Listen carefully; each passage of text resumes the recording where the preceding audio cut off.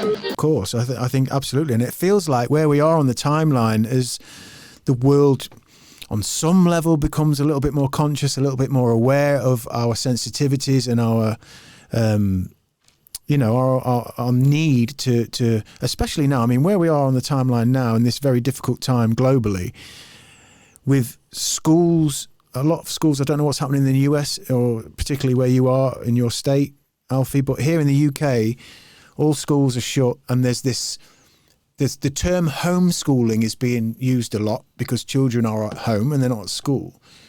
But I kind of see it more as remote schooling because kids are logging in to laptops and being given work and having to follow protocol and adhere to this many amounts of work by the end of the day or by the end of the week. And I'm seeing like a possible moment in time where we could all reflect a little bit, which is why I'm really so pleased that you've given us time today, because these kinds of conversations I think are really important at the moment, because a lot of the news in the UK is we must get children back to school. We've got to get them back to school. They're falling behind. This is going to take 12 years to gain itself back in the education system. And I'm thinking, but it could also be a really good thing in many ways in the right circumstances where people get time to reflect and actually be with their children and think about how they're learning.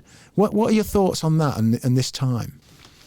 Yeah, why don't we make this the last question, then I'll try to sum up with this. Yeah, of course. I have mixed feelings about it. Under the right circumstances, it can be an opportunity to connect with children, for parents to take more of an active interest in and learn more about what it means for children to learn. But those circumstances are not present and may never be present for a great number of parents, and we need to realize that. If I'm struggling to work 2 jobs and I'm exhausted, I don't have that position. If I don't have the resources, the educational background myself, the money for a high-speed internet connection, then just to let parents do it themselves is terribly unrealistic.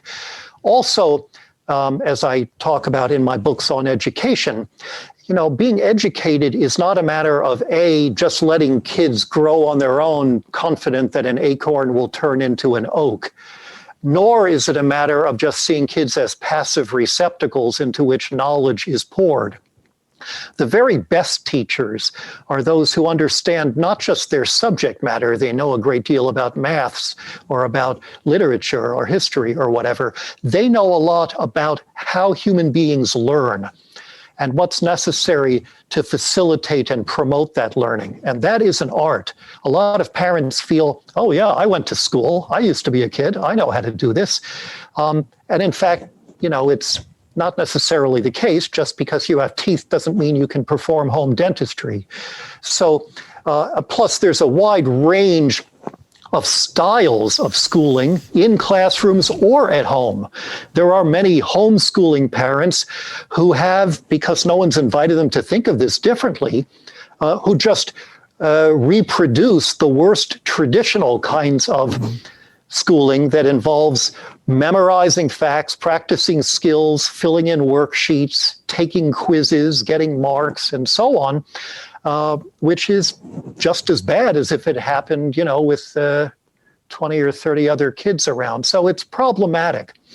I did write a piece recently, which, like almost everything I've written, is on my website, available for people who want to know more about this. My website, by the way, is just my name, alfiekohn.org. We'll link everything in. We'll link everything in, yeah. Yeah, thanks. And a piece about the idea of learning loss during the pandemic. There's a lot of hysteria about that in the US. And children are missing out. A lot of them are going nuts. They miss their friends. They miss the opportunity to interact in a learning environment with real human beings instead of staring at a screen, which I'm by no means recommending. But the idea that they're falling behind just smuggles in a set of traditional assumptions about learning itself. Will kids forget some of the facts that they were taught? Oh yeah, and they'll forget them anyway when they've graduated. I certainly have.